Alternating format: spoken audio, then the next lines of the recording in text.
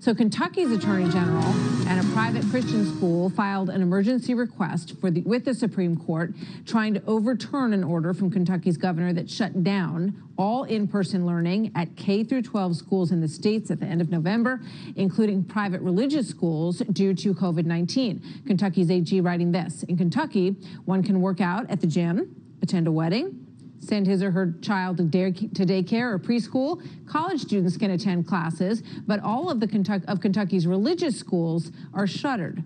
Now, Justice Brett Kavanaugh is asking Kentucky's governor, Democrat Andy Beshear, to respond to the high court by 4 o'clock tomorrow afternoon. So far, the governor's attorneys insist that his executive order does not infringe on religious freedoms.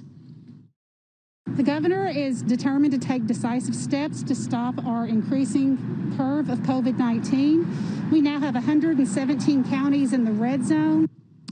Here now, Kentucky's Republican Attorney General Daniel Cameron. General Cameron, thank you very much for being here. So explain to everybody what the legal argument is here, why these Christian schools are treated differently than other private organizations across the state. Well, look, Martha, I think the question is pretty simple. It's the one that we put forth in front of the Supreme Court, which is, can a governor use his executive powers to infringe upon the First Amendment rights that we all hold so dear, in particular here, the free exercise of religion? I know parents all across the Commonwealth who, in exercising their right to free religion here in the Commonwealth, are sending their children to private Christian schools. And the governor has infringed upon that right.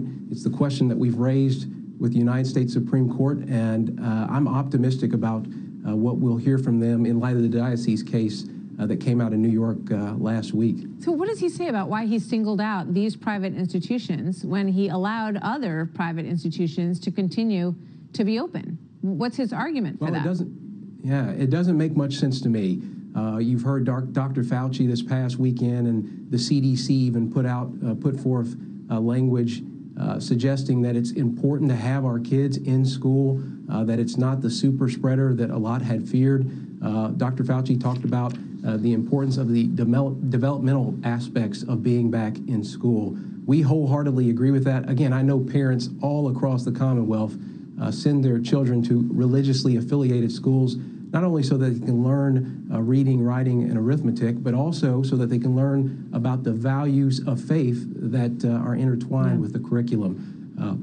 I mean, we've seen a big resurgence in religious schools that are private, independent schools, because their public school is closed, and those who've been able to find the ability to transfer their kids into those schools has really built a resurgence in a lot of those schools. But it's very interesting to me that the Kentucky governor, Andy Beshear, said, while we all want to get our kids back to in-person instruction, the United States Court of Appeals for the Sixth Circuit recognized that doing so now would endanger the health and lives of Kentucky children, educators, and families, which is absolutely the opposite of what we have seen in two very significant medical studies from JAMA and also from the Lancet, and which we've also heard now backed up by Dr. Anthony Fauci and many others. So how would that argument hold water when there's not the evidence to support it in a court of law?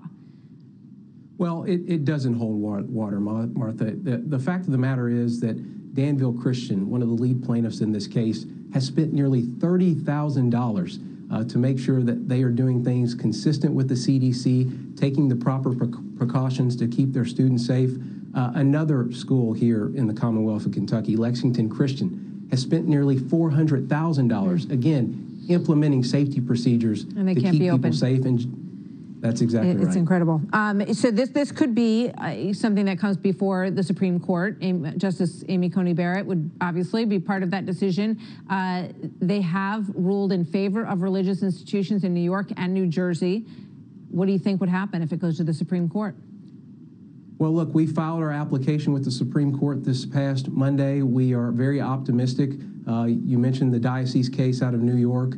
The court has time and time again stood up for religious freedom. That's all this case is about, is the ability for parents to send their kids to religiously affiliated schools. This is an exercise of the First Amendment right that Kentuckians hold so dear. As the Attorney General here in Kentucky, I've got the responsibility to stand up for the liberties that we all hold so dear.